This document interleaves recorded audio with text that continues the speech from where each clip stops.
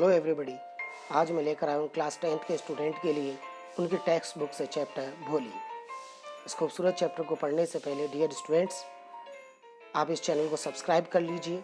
अगर अभी तक नहीं किया है तो बेल आइकॉन प्रेस कर लीजिए आगे के नोटिफिकेशन के लिए।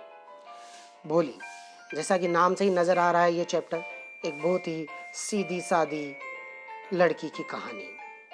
जी हाँ, भोली, जिसका वास्तविक नाम सुलेखा था, लेकिन दुर्भाग्य से अपनी सीरियस हेड इंजरी और स्मॉल पॉक्स के अटैक से वह एक बैकवर्ड बच्ची बन के रह गई। हेड इंजरी की वजह से वह 5 साल की उम्र तक तो बोल भी ना पाई, और फिर जब बोलना शुरू किया तो हकलाने लगी। वहीं स्मॉल पॉक्स के अटैक ने उसे परमानेंटली डिसफिगर कर दिया। पूरे चेहरे पर, पूरे शरीर पर ब्लैक पॉक मार्क्स लिए हुए बच्ची लोगों की जबान पर सिर्फ भोली के नाम से ही रह गई। भोली के पेरेंट्स बिल्कुल ऑर्डिनरी पेरेंट्स थे।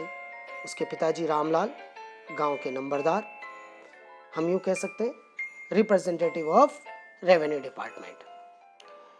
रामलाल के 7 बच्चे थे, 3 बेटे और 4 बेटियां। रामलाल एक प्रॉस्पेरियस व्यक्ति था, लेकिन वह एक ट्रेडिशनल आउटलुक रखता था। वह गांव की परंपराओं को ही फॉलो करता था। जैसे कि पूरे गांव में होता था, वह केवल अपने लड़कों को ही, अपने बेटों को ही हाई एजुकेशन के लिए शहर भेजता था, और बेटियों को तो उम्र होते ही शादी करवा दी जाती थी। रामलाल की पत्नी भी ऐसी ही एक बैकवर्ड सोच वाली थी। उसको लगता था कि लड़कियों को स्कूल भेजने का मतलब है कि उनकी शादी में रुकावट डालना। उनके अनुसार एक पढ़ी लिखी लड़की की शादी कभी नहीं हो सकती। इस कहानी का एक और प्रमुख किरदार बिशंबर, जिसने भोली से विवाह का प्रस्ताव रामलाल के पास भेजा था। बिशंबर एक अधेड़ उम्र का व्यक्ति था, भोली के पिताजी की उम्र का, 50 वर्षीय, लंगड़ा, और उसकी पहली पत्नी तो मर चुकी थी। 2 बच्चे ऑलरेडी भोली से बड़े। लेकिन वह एक धनी व्यक्ति था, खुद का घर था, दुकान थी, बैंक में पैसा था। उसे भोली के पोक मार्क्स की जानकारी भी नहीं थी, ऊपर से वह दहेज भी नहीं मांग रहा था। तो रामलाल और उसकी पत्नी ने यह विवाह प्रस्ताव स्वीकार भी कर लिया। लेकिन बिशंबर नाथ ने जैसे ही भोली के पोक मार्क्स देखे तो दहेज में 5,000 रुपयों की डिमांड रख ही डाली। इस चैप्टर का सबसे प्रमुख किरदार भोली की टीचर, जिसने भोली की लाइफ बदल दी। भोली की टीचर के नेचर से बहुत ही अच्छी, पोलाइटली हमेशा बात करने वाली, उनके बात करने का तरीका सीधा भोली के हृदय को छूता था। वो हमेशा भोली को एजुकेशन के लिए सपोर्ट करती थी। उसे अच्छी अच्छी किताबें, जिससे भोली को मोटिवेशन मिल सके, वह भोली को गिफ्ट में दिया करती थी। काफ़ी फ्रेंडली हो गई थी वह। उसकी आवाज़ ने, उसके व्यवहार ने भोली का जीवन बदल दिया। एक हकलाने वाली बच्ची को समाज की बुराई के सामने साहसिक रूप से डटे रहने के लिए मजबूत बना दिया। Now ready for the summary of the chapter?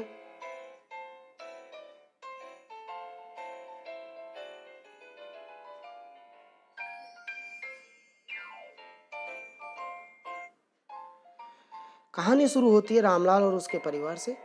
Ramlal गांव का नंबरदार था। उसके 4 बेटियां और 3 बेटे। सभी बच्चे स्वस्थ थे, सुंदर थे, सिवाय सुलेखा अर्थात भोली के। भोली एक बैकवर्ड बच्ची। भोली जब 10 महीने की थी तो चारपाई से उसके सिर में चोट लग गई। सिर का महत्वपूर्ण हिस्सा डैमेज हो गया, जिससे वह 5 वर्ष की उम्र तक तो बोल भी नहीं पाई, और जब बोलने लगी तो हकलाने लगी। और वहीं 2 वर्ष की उम्र में उसे स्मॉल पॉक्स के अटैक ने बदसूरत बना दिया।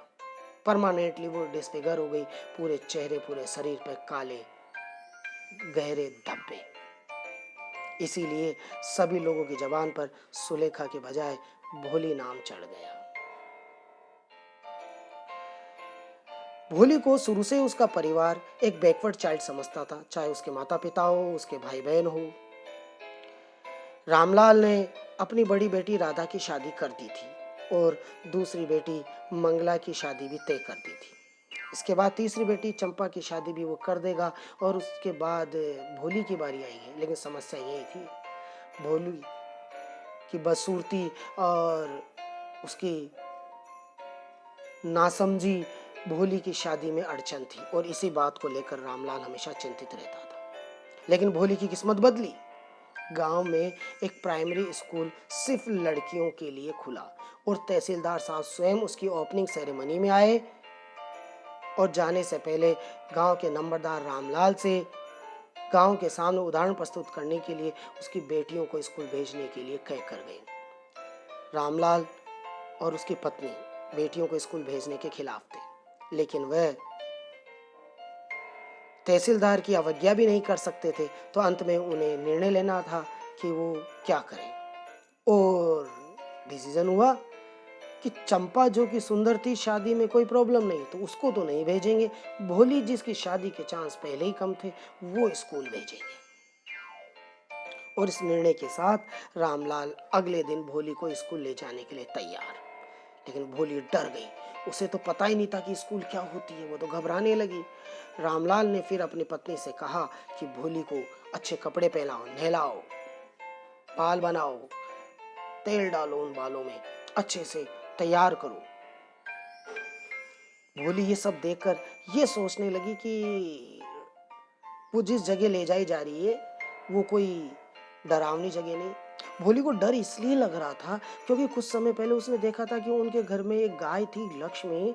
जब उसने दूध देना बंद कर दिया था तो पिताजी उसे अनुपयोगी समझते हुए ले जाकर बेच आए थे। तो भोली को डर लग रहा था कि ये भी उनके परिवार में किसी काम की नहीं रही। लेकिन जैसे ही उसे अच्छे से तैयार किया गया, अपनी बहन चंपा की एक नई ड्रेस उसे मिली, भोली वैसे ही कभी भी अपने खुद के कपड़े नहीं पहनती थी, हमेशा अपनी बहनों के छोटे हुए कपड़े ही पहना करती थी। आज वह पहले डरी और अब उसे अच्छा लगने लगा कि चलो अच्छे से तैयार होकर किसी अच्छी जगह जा रहे होंगे हम। उसके बाद रामलाल उसे स्कूल लेकर चले गए। जब वो स्कूल पहुंचे तो भोली ने वहां अपनी जैसी उम्र की लड़कियों को देखकर काफी राहत की सांस ली। हेड मिस्ट्रेस ने भोली को एक क्लासरूम में भेज दिया जहां एक लेडी टीचर बच्चों को पढ़ा रही थी। वो बहुत अच्छी लग रही थी, बच्चों से बड़े प्यार से अच्छे से बात कर रही थी। उसने भोली से भी उसका नाम पूछा, लेकिन भोली जब हकलाते हुए अपना नाम बताई तो पूरी क्लास हंस पड़ी। भोली रोने लगी। उसके बाद टीचर ने छुट्टी होने के बाद भोली से दोबारा नाम पूछा तो भोली हकलाते हुए फिर भो भो भोली। अंत में जब वो ये नाम बोल गई तो भोली को भी आश्चर्य हो रहा था कि भाई पहली बार मैंने लाइफ में एक शब्द बिना हकलाए बोला है। उसके बाद टीचर ने उसका हौसला बढ़ाया, उसे एक किताब दी और उससे कहा कि मैं तुम्हें नई नई अच्छी अच्छी किताबें दूंगी, सुंदर सुंदर पिक्चर से भरी हुई, बस तुम रोजाना स्कूल आना। भोली ने अपनी टीचर की बात मान ली, रोज स्कूल जाने लगी। टीचर और भोली के बीच एक फैमिलियर रिलेशन क्रिएट हो गया और यहीं से टीचर ने भोली के मन से उसका डर खत्म कर दिया, जो आगे जाकर एक समाज की बुराई से लड़ने वाली बहादुर लड़की बन पाई। भोली अब बड़ी हो चुकी थी, वो प्राइमरी स्कूल सीनियर स्कूल में बदल चुकी थी, सब कुछ बदलाव हो गया था गांव के अंदर। अब गांव जो था वो एक कस्बे में बदल चुका था। उसी समय रामलाल के पास भोली के लिए विवाह का प्रस्ताव आ गया बिशंबरनाथ से, पास के गांव के एक धनी व्यक्ति का, जो 50 वर्ष का था, लंगड़ा था। उसके 2 बच्चे थे पहले से ही, पहले वाली पत्नी से जो मर चुकी थी। लेकिन रामलाल ने ये जानते हुए कि भोली की शादी वैसे ही नहीं हो सकती, तो ये प्रस्ताव स्वीकार कर लिया।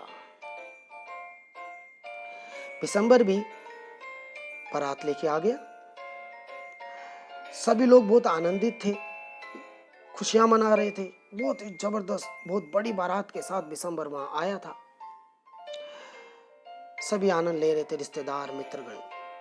जैसे ही भोली को बिशंबरनाथ के पास वहां लाया गया वरमाला के लिए और वो वरमाला उसके गले में डालने लगा, एक औरत जो भोली के पास खड़ी थी उसने भोली का घूंघट खिसका दिया और बिशंबर ने भोली के चेहरे पर पॉक मार्क्स देखे और शादी करने से इनकार कर दिया। काफी मनाने के बाद जब वह शादी के लिए तैयार हुआ तो उसने कहा कि अब अगर रामलाल मुझे 5,000 रुपए देते हैं तो ही मैं शादी करूंगा। रामलाल ने काफी समझाने की कोशिश की लेकिन वो नहीं माना। अंत में रामलाल ने 5,000 रुपए की गड्डी उसके कदमों में रख दी और बिशंबर के चेहरे पर जीत के भाव, जो प्रमाणित करता है कि उसने एक जुआ खेला था। यहाँ दहेज भी मिल गया, लड़की भी मिल गई। वह भोली को वरमाला डालने के लिए आगे उठा, लेकिन इस बार बारी थी भोली की। भोली ने घूंघट हटाया और बिना हकलाए सबको चौंकाते हुए कहने लगी कि मुझे नहीं करनी इस लालची मतलबी कायर व्यक्ति से शादी। वहां रामलाल और उसकी पत्नी ने भोली को समझाने का प्रयास किया, लेकिन भोली ने मना कर दिया कि ऐसे लालची व्यक्ति से शादी नहीं करनी है। अंत में बेजतो बिशंबर नाथ अपनी बारात लेकर वहां से बिना दुल्हन ही लौट गया। रामलाल दुखी होकर वहां खड़ा रह गया। भोली अपने पिता के पास गई और उनको हिम्मत बंधाते हुए बोली कि पिताजी, आप घबराइए मत। अब मैं आपकी और माँ की सेवा की जिम्मेदारी लेती हूँ। मैं उसी स्कूल में पढ़ाऊंगी जिस स्कूल में मुझे शिक्षा मिली है। इस लायक बनाया कि आज समाज की इस बुराई के खिलाफ मैं खड़ी हो पाई। रामलाल खुश हो गया कि जो परंपरा वो न तोड़ पाया, आज उस भोली ने, जिसको सब लोग एक गूंगी, हकली, बैकवर्ड समझते थे, एक शिक्षा की वजह से वो एक बहुत ही समझदार बच्ची बन चुकी थी, उसने बदल दिया। So, hope you have understood well, students. Now, that's all for today. Thank you.